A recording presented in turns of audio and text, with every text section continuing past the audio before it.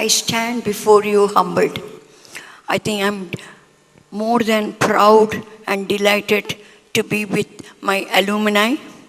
I think this is the proudest moment of one's life, and I'm very, very happy for the invitation and for the introduction. Thank you, Dr. Ramanan, and everybody who is here. I think it has been a unique opportunity for me to have been associated with cancer. And today, when Dr. Ramanan came and asked me whether I will talk on the World Cancer Day, the theme being debunk the myths, I said certainly yes, we are here to do it, because over the last 60 years, I've seen the growth of, the advances and the changing horizon in cancer, but we have not been able to dispel many of the misconceptions about cancer. Why is it happening? What are these myths is what I have tried to see from the WHO, and I'll try to answer some of them, may not be all of them. But basically, these myths, these fears, this panic, everything comes because of a lack of awareness of what is cancer. What is cancer? I'm sure here, unless they are medical people, they do not know what is cancer. Cancer is a generic name. It is a wide spectrum of diseases. At one end, you have the most curable of diseases, and at the other end, you have a very aggressive disease with which we are not able to compete with at all. It is another form of life. It is a second form of life, because this cancer does not come from outside. It is a traitor from within. What is cancer then? It is one of our own cells. Just as a building is built of multiple bricks, these cells form the bricks of life of a human being. One of the cells grows amok, grows mad, or whatever happens, and then cancer is born. Why does it happen? Well, that's going to be a billion-dollar question. Anyone here is able to answer it will be getting the Nobel Prize for it. I think we are looking forward to that day. But we do know many of the facts that cause cancer. Now, can I have the slide? I think I'll try to answer the myths that have been raised here. The myths were, why? I don't know. I think the myths were, yes. We don't need to talk about cancer. I've said why?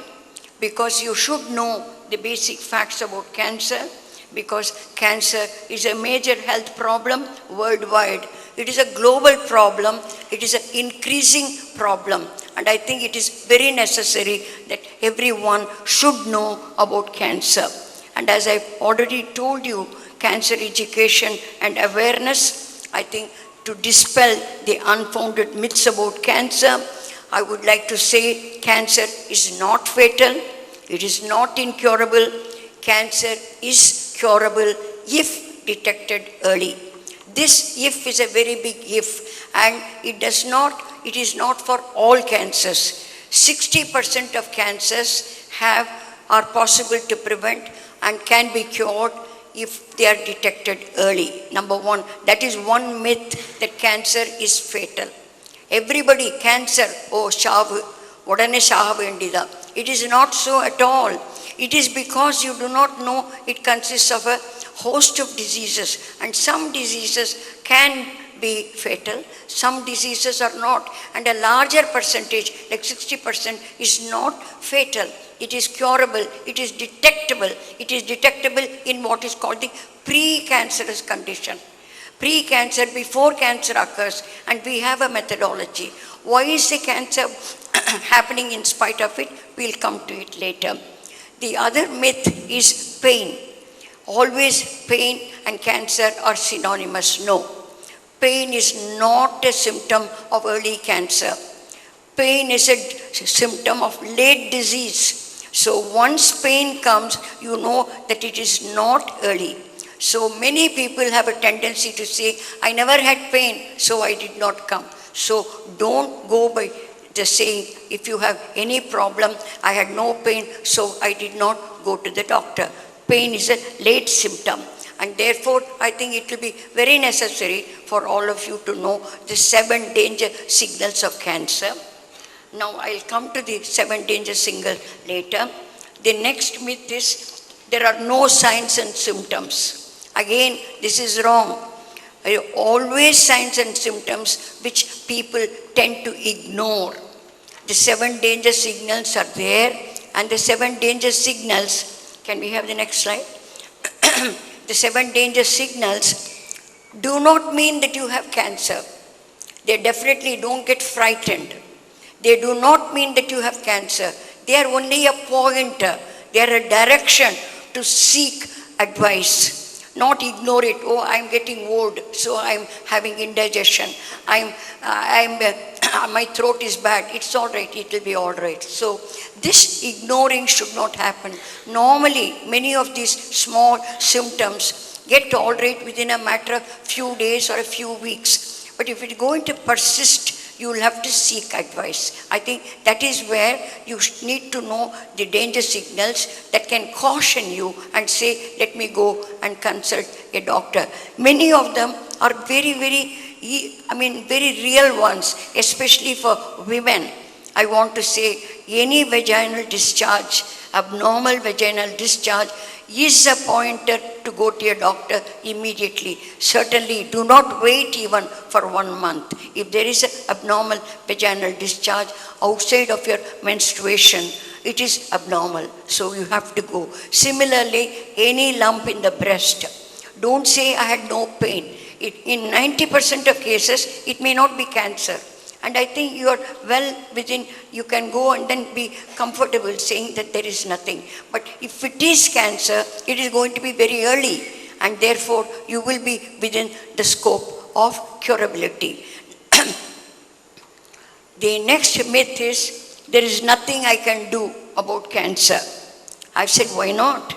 You can do a lot, and you can learn more about cancer. I think, again, you should not be a defeatist in anything. I think you must look forward to, look more positively. There is something to be done. The advances that have happened over the last 60 years is something phenomenal. Phenomenal in the sense, from an era of what I would say incurability, we have come to an era of curability. What I mean by cure is they are completely cured. Survival. It is not only curability, prevention. Not only curability, but not just survivorship, but what we call quality life. I think I'll discuss what quality life is a little later.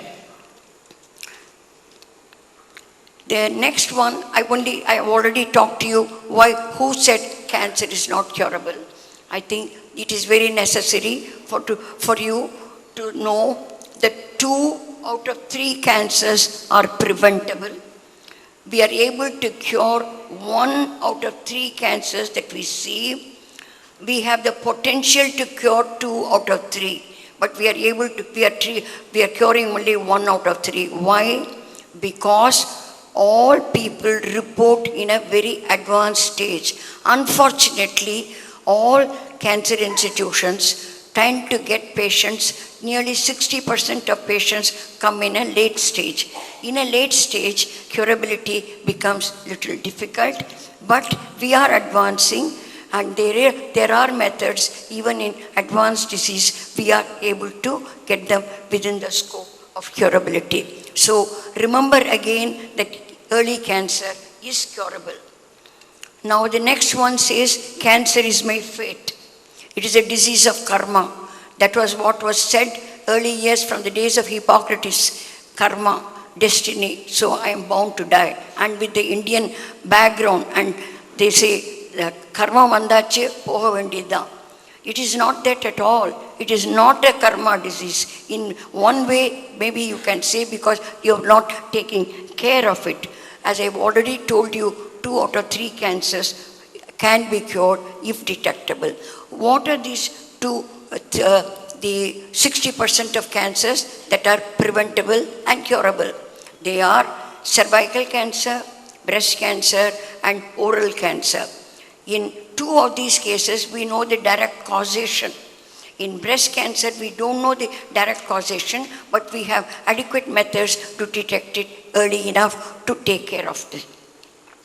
Somebody tells, I don't have the right to cancer care. I don't understand what he meant by saying, I don't have a right to cancer care. Why not? You're an Indian, you're a person of the world. Why can't you have? It is your right. Health is a birthright. And I think you have every right. I mean, this is what is said in the WHO statement. Cancer is a death sentence is another myth quoted by many people. Prior to 1950, it was true. 1954, my first encounter with cancer, it was certainly true. We hardly had 10 to 20% of our patients living. And today, we have success stories. I'm always proud. Pediatric cancers come within the scope of success.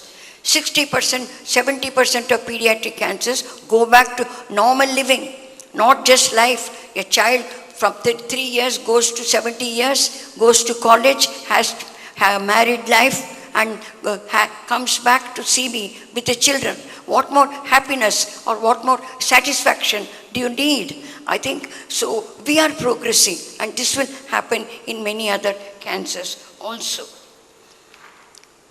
Next one, cancer is not a death sentence, not a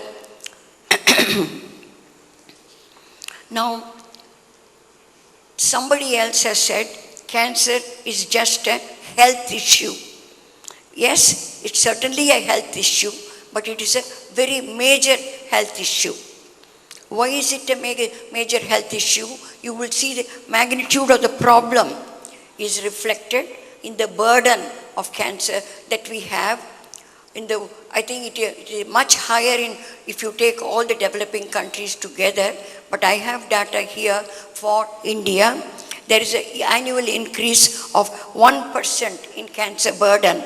We started in 1984 with a burden of 493,000, and today it is past 13,000, or rather 134,370. So I think there is an enormous increase in cancer happening, and I think everybody should know about it, because cancer is not just a disease. There are enormous amounts of social and other impact in life. I think it is not like any other disease. It is something very, very unique. And I also want to say management of cancer itself is one of the most difficult and complex specialties. Now, why is cancer on the increase, you may want to know?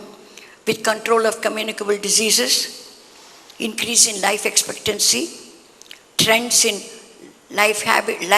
trends in smoking, unwanted lifestyle factors, change in lifestyle, sexual habits, sexual hygiene. Many of these have given rise to increase in cancer.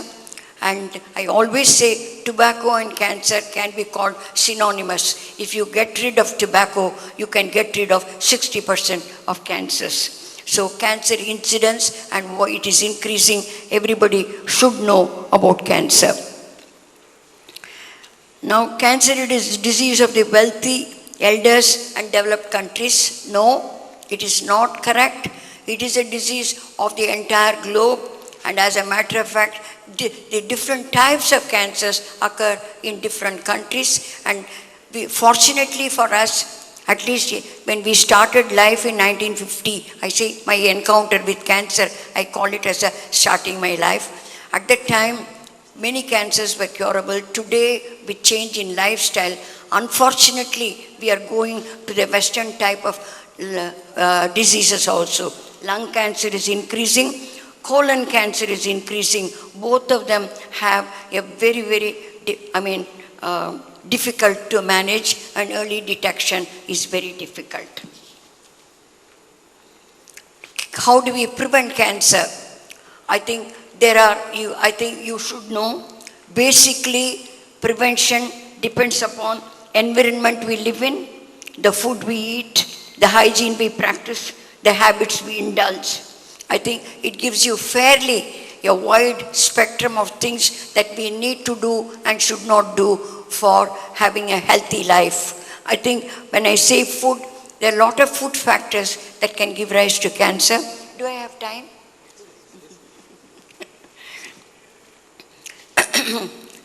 I would like to talk about lifestyle, especially tobacco. I think tobacco in any form, chewing, smoking, and the other habit is alcohol, gutka as they call it now, the other things. I think every one of them has a significant role and can play a great role in reducing the incidence of cancer. And one of the major tasks that Cancer Institute is doing and all people working for cancer do is to do anti-tobacco activities. I think excellent work is being done by all the people, but we do not have the support, the political will to get rid of tobacco. People have been struggling hard. With great difficulty, we were able to get a legislation at least to ban tobacco advertisements. But the incentives for tobacco is continuing, and this is where we need your support. We need your support. You will have to pass on the message of tobacco. I think the whole thing was done in all the Western countries. Tobacco control comes only from the educated public. The government will not do it because it is a money earner. So, and especially India is, economically poorer than many of them. Everybody says we are growing. I don't see it in everyday life. But anyway, tobacco control has to come from you. Tobacco control has to come from the profession and the public. And the public, and the one perception and one thought that I always had, we can do it only when we go to the children. Stop the habit. Tobacco is not a habit. Tobacco use is a disease, and in any disease, prevention is better than cure. Therefore, do not allow anybody to start the habit. And this is the way we have been trying to enforce tobacco by holding youth health mela and other things. So tobacco is a cause of many cancers. I think the other next one that I need to talk about is food. Food habits, high fat diet, high cholesterol diet, red meat. I think meat is one of the very potent carcinogenic agent, and the type of cooking that one does, this kind of a tandoori cooking, it certainly increases the carcinogenicity. And red meat, the colon cancers are going up. Colon cancer did not find a place in the top 10 cancers in Tamil Nadu at least. I don't know, I think I don't have the data for India, not there. But today, colon cancer has come in the top 10. The reason, I'm very clear, I say the same thing again and again wherever I go.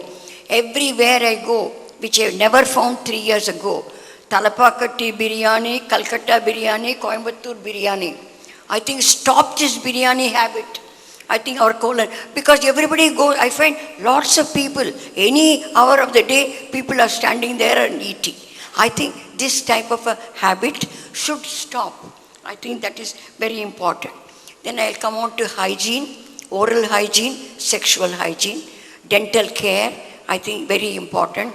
Bad teeth, the chewing habit gives rise to changes. I think, therefore, oral hygiene, one of the things that one can do very easily is to wash your mouth morning and before you go to bed. I think this is very important thing and very easy. Many of these things, none of them are difficult. It is only a will to do it. Will to say, yes, I will do it. Oh, I'll do it tomorrow. I think don't push it to tomorrow. Whatever can be done today has to be done today.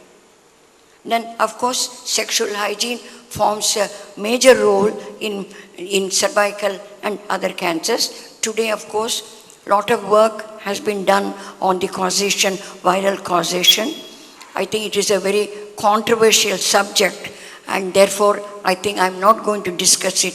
But good genital hygiene, cleanliness is, I think, very, very important, especially post-delivery, postpartum, and limited children, and reducing no multiple partners. These things can very definitely help reducing cervical cancer, because when we started in 1984, our first cancer registry, cancer cervix formed the topmost cancer in women and one of the highest incidence in the world.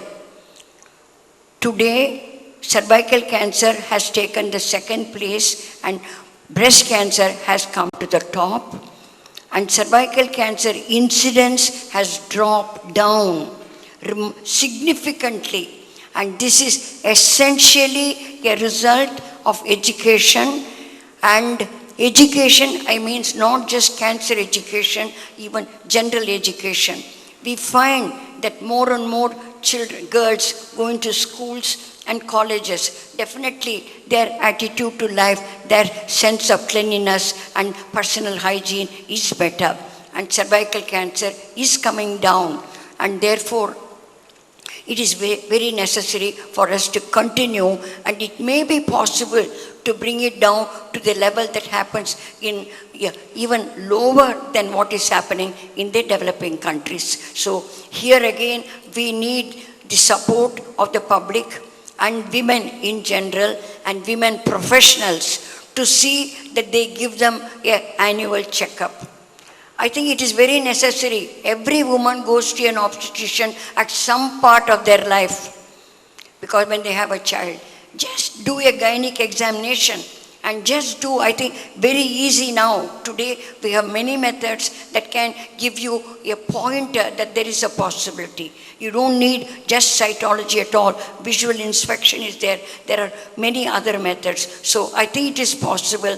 I think if women make it a mission, and women professionals make it a mission to control or completely eradicate cervical cancer, it should be possible. I think it is a motivation, it is a passion that one has. I think we don't have that passion adequately.